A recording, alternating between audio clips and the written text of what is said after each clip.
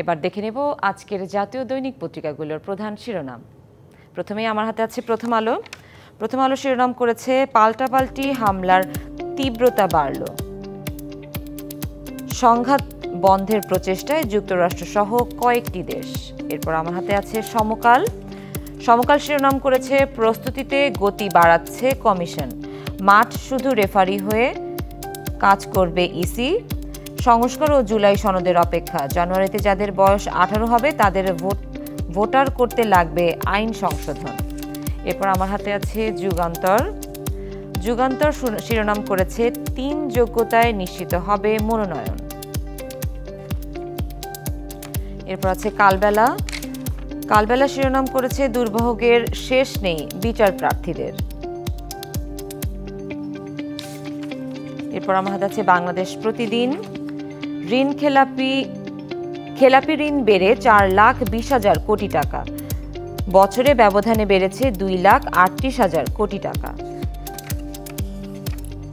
এরপর আমার হাতে আছে ইত্তেফাক।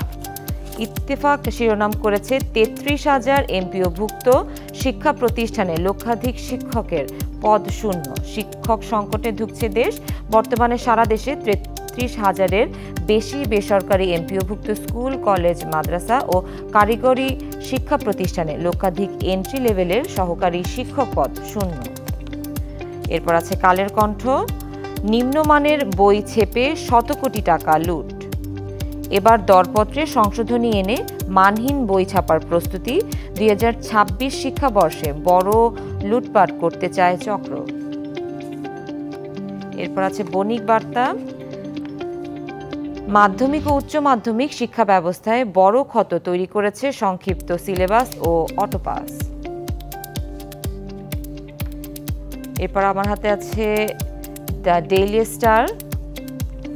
ডেইলি স্টার শিরোনাম করেছে ব্যাড লোনস হিট রেকর্ড, টাকা 4,20,355 crore, toxic assets accepted to rise in coming days. এরপর আমার হাতে আছে the business standard.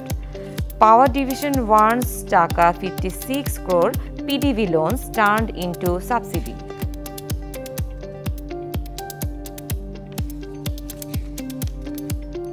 Daily observer. Israel Iran trade waves of missiles. এরপর আমার হাতে আছে new age. Second round of NCC dialogue resumes tomorrow.